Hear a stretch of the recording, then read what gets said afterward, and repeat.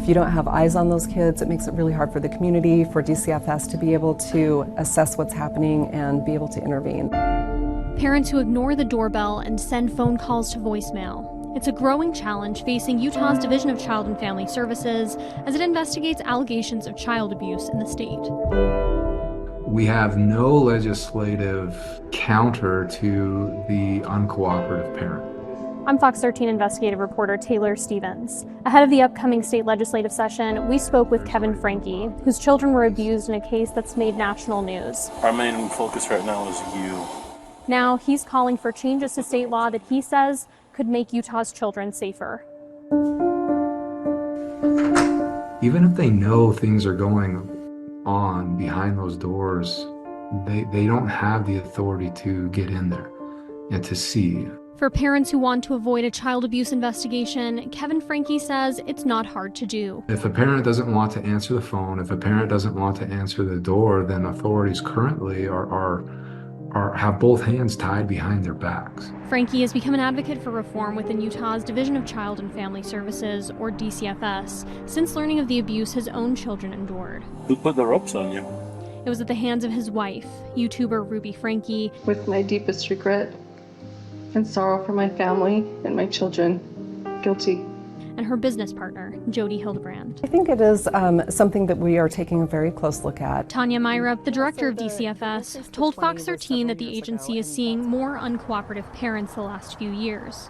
We definitely have a little bit of an increase in parents, seeing some parents go to extreme lengths to hide abuse and neglect and isolating children from the community, which makes it really hard. DCFS data shows a few hundred cases are closed each year because caseworkers are not able to complete a face-to-face interview with an alleged victim of child abuse. Cases with uncooperative parents are some of the most challenging ones DCFS investigates, Myrup told a state panel recently. And while she says caseworkers will often go to extreme lengths to reach a family, there are times when they may not have legal authority to intervene further. And so those same laws that are protecting parents and parental rights are also shielding and protecting parents who are abusing their kids. Franke believes DCFS caseworkers need better tools to counter such parents and has been calling for lawmakers to approve red flag laws for child abuse. The red flag law is basically a law that allows professionals or authorities to intervene and act at a much lower standard than what is currently necessary based on our current laws. Put simply, Franke wants legislation that would allow DCFS caseworkers to take action when they can't get in touch with a parent, but have heard complaints of abuse from multiple people in a child's life, whether it be a neighbor, church leader, or extended family member.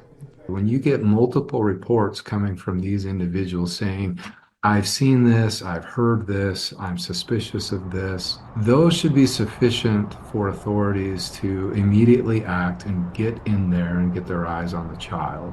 But as DCFS looks at new ways of dealing with uncooperative parents, the agency is cautious of overreaching. I think the challenge is really how do we balance that to so that we can balance it right so that we're not over-intervening in families that don't need that intervention. You know, I understand these people's concerns of saying, look, legislation that makes it easier for these caseworkers to enter my home, to interfere in my family and my parenting, no way. You know, we won't support that.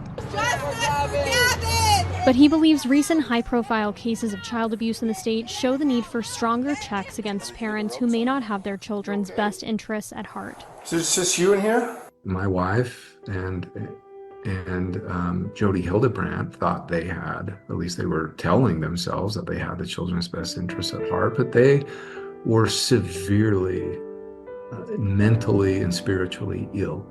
And as a result, you know, they were twisted and they were causing tremendous harm to my children. The question of how to address uncooperative parents who have been accused of child abuse is likely to continue during Utah's upcoming legislative session, which begins January 21st. At the state capitol, Taylor Stevens, Fox 13 News, Utah.